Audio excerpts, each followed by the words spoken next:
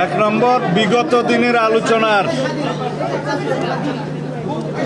ধারাবাহিকতায় আজকে ৭০ অনুচ্ছেদ অনুসারে আমাদের একটা সিদ্ধান্ত হয়েছে।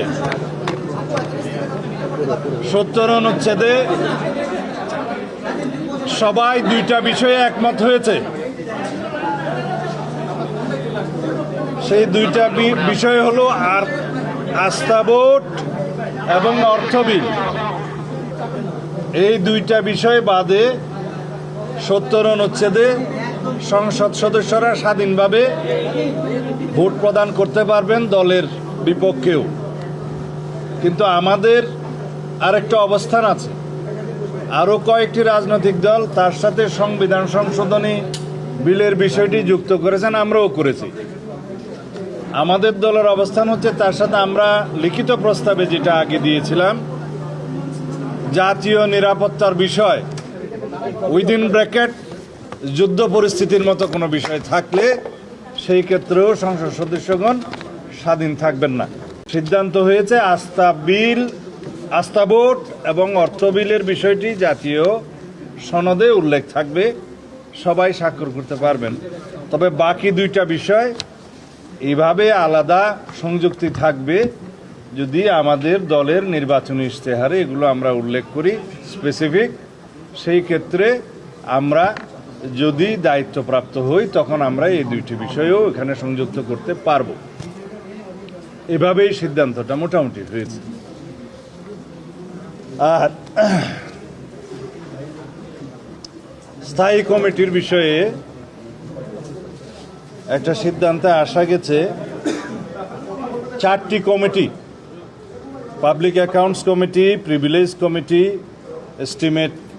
Estimation committee, public undertaking committee সহ, এই 4টা সহ অন্যান্য কিছু জনগুরুত্বপূর্ণ বিষয় সংক্রান্ত স্থায়ী কমিটিগুলোর সভাপতির পদ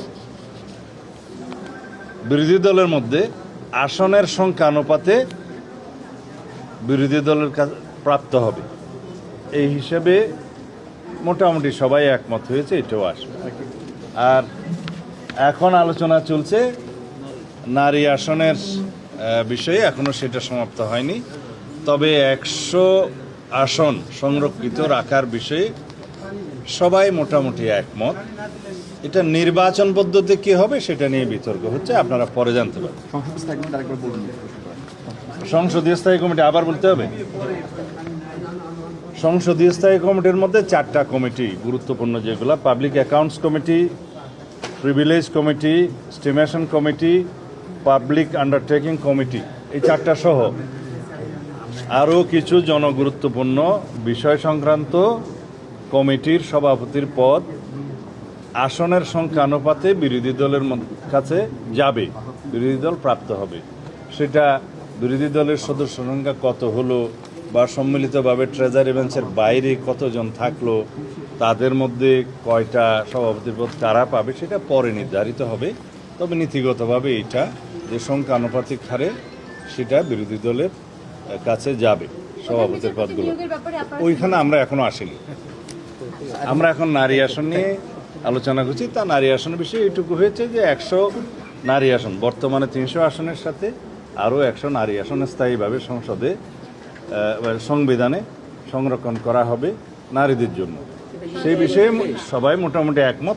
নির্বাচন পদ্ধতি নিয়ে আলোচনা চলছে। ধন্যবাদ।